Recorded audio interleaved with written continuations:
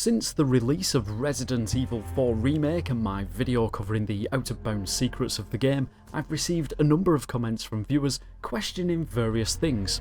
One of the main questions that kept coming up was how do certain enemies and bosses, such as Verdugo, work off camera.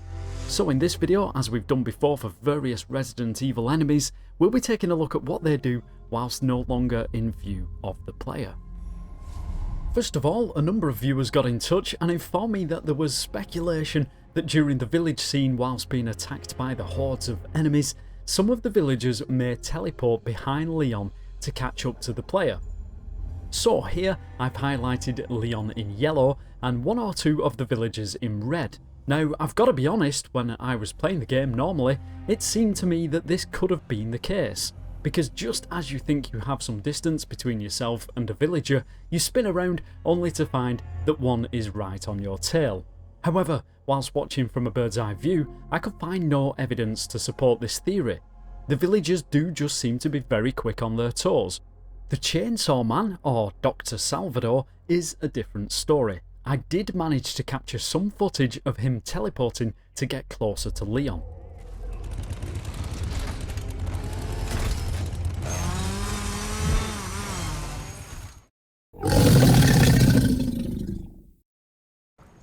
Delago, the dreaded lake monster, possibly one of the most infamous enemies we come across from the original. During the animation, when we see the villagers throw the body of the policeman overboard, we can find that the monster is hiding underneath the boathouse. What about after the boat breaks down? Here we can find that the monster resets position more than you may expect, even switching the sides it jumps out of the water from for the different camera angles.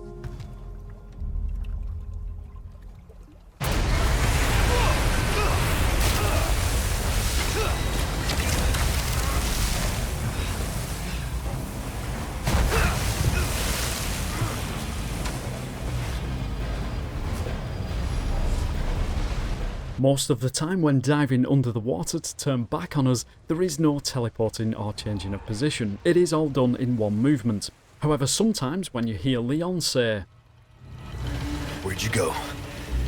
when this happens, the monster does dive down below the lake bed and resets position before resurfacing.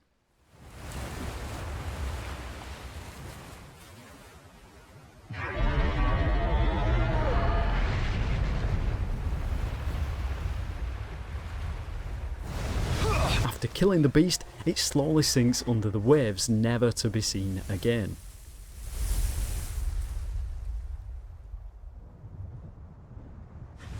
Though check out how eerie this is. If Leon does happen to get knocked out of the boat, during the animation we cannot see under the surface, but look what's underneath us. That is pretty freaky.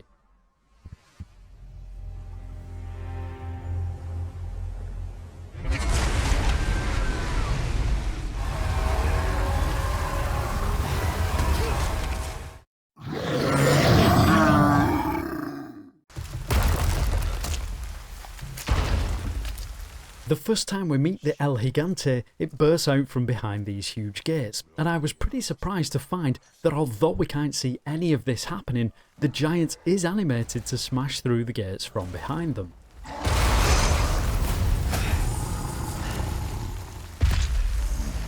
Jesus Christ! However, it's the fight scene with the two giants that I really wanted to take a closer look at. I think everybody probably knows by now that you need to down the non-armoured giant to be able to drop it into the blast furnace, otherwise it just moves away. It moved! So there was a test I wanted to do at this point. I wanted to know what would happen if we somehow managed to open the pit in time with the giant standing on it. To test this, I froze its XZ coordinates above the trapdoor. So it seems it's impossible to do this without downing the giant first, as there's probably a set flag condition that lets the game know that this has happened. Also, you may have noticed, as the animation of the door's opening begins, the giants disappear. Then after it finishes, they seem to change location and reset into one of the corners of the arena. God, I thank you for your gift.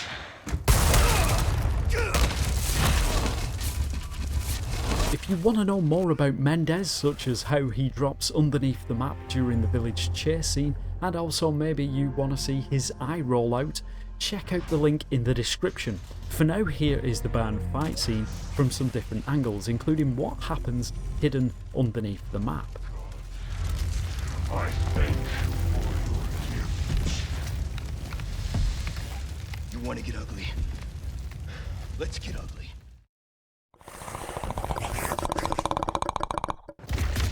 Verdugo was certainly one of the more interesting bosses to take a closer look at, partly because it seems to be one of the bosses that acts like a stalker type enemy that we've become accustomed to over the recent years. Now that's not to say that at certain points it won't spawn in and then disappear like the other bosses. Of course it does do this, especially as the game has set trigger points that the player must cross to proceed. For instance, whilst on our way to turn the power back on, it appears under the floor. It can also be seen jumping into and rolling out from the pipes that lead into the corridors, depending on where the player's location is. However, not only can it be seen, but even creepier, it can be heard stalking the player from above the ceiling.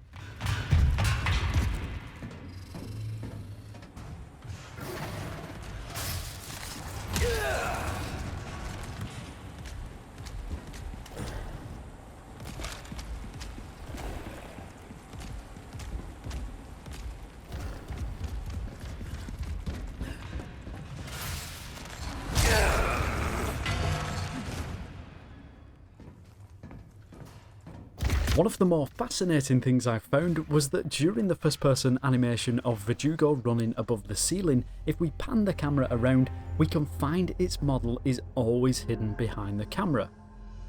I'm not entirely sure why this would be the case, being we never see it, though maybe the camera being attached to a solid asset such as Verdugo's model acts as a mount, making it easier to follow a path, rather than creating a separate path of its own. It'd be interesting to hear some developer theories on this in the comments.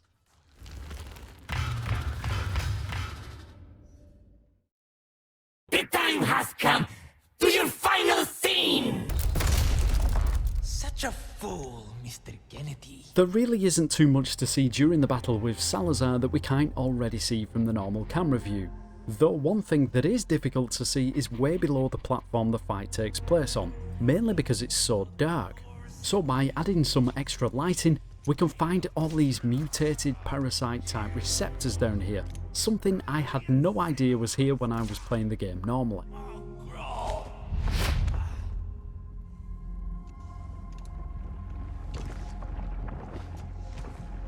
I need to show you the power I've been granted by my master, the power of God! The stage is set for the final act!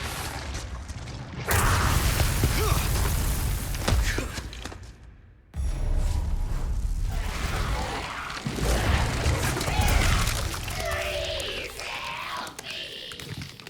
Oh, Sadler. You think I'm doing all this for revenge? On our way to fight Krauser, there are several instances where we must defend ourselves against him. Now, I'd be lying if I tried to make out that Krauser does something special whilst off camera, when in reality he spawns into the scenes when the player hits certain trigger points and then disappears out of them afterwards. I can't fight him on his terms.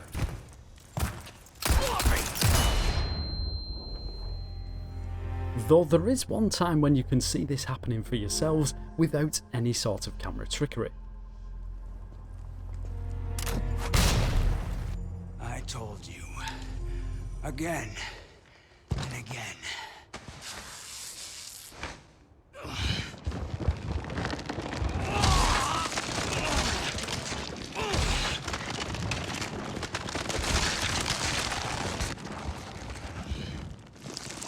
You're too soft to do what's necessary.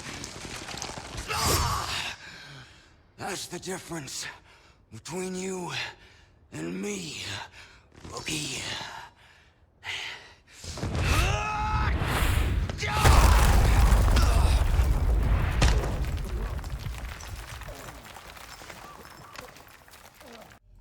I'd just want to go back and touch upon a topic that was brought up in my previous video when I looked at how after the fight with Krauser, Leon picks up the knife and can see his own reflection. During the video, I mentioned that this was possibly done by using a video overlay that was wrapped around the knife, kinda like a texture. As if we look from the back, you can see more of Leon's face and the cliff edge in the background. Some viewers pointed out, and rightly so, that this could also be done via a live camera feed that's projecting the live feed onto the knife. It seems likely that this was the method used, as if you change outfit, Leon's reflection changes to suit. What a very cool developer trick this is, and thank you to the viewers who dropped comments about this. I also had a number of viewers asking to see what happens when Leon puts the knife into Krauser. Now the reason I didn't bother showing this last time was because, well, see for yourselves.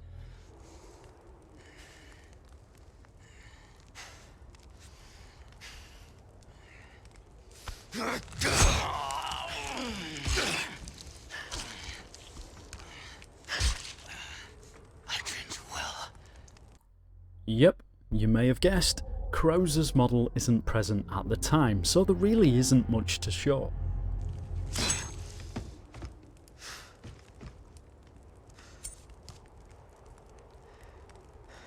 Now you did, Major. How you did. You require absolution.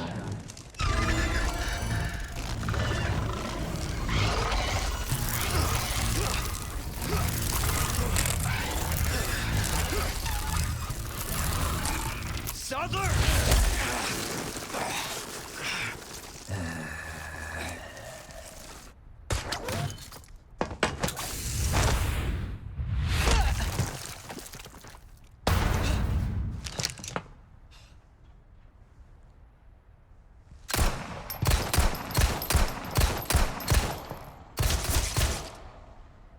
You far renegade!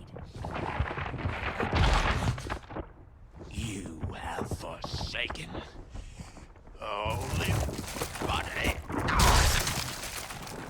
the great thirst to become one with us.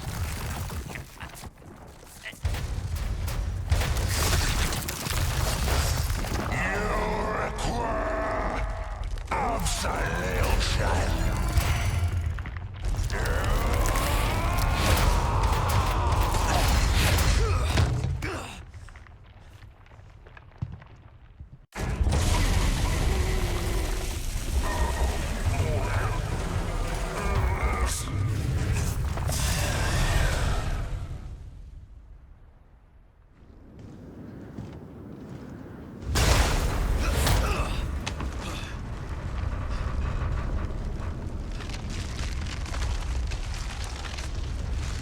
I'm getting sick of your shit.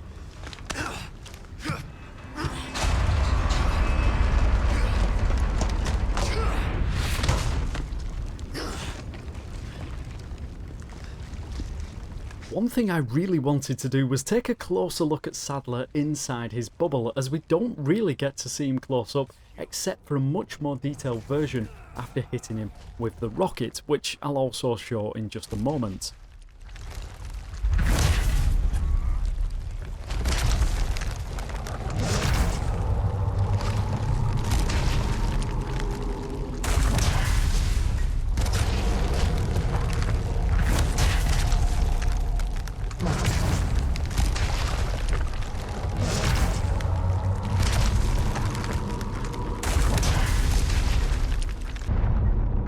Just look at the size of Sadler's final form, it's a huge monstrosity. Also, bear in mind when watching this next animation, the camera is constantly facing in the same direction. It's the scenery, terrain and map that disappears and reappears.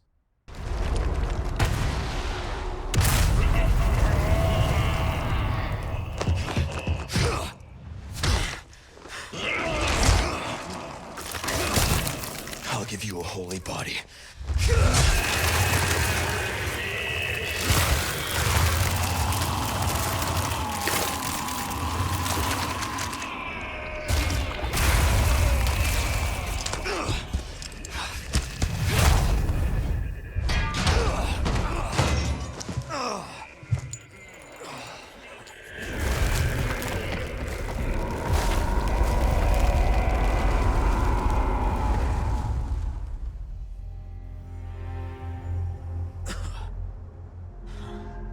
Right, so that is the last we see of Sadler. His whole monstrous body has totally disappeared from the scene, and that is also it for this video. For more information, check out the description, and if you'd like to see more Out of Bounds secrets and how video games work off camera, then feel free to subscribe. Until next time, take care everyone.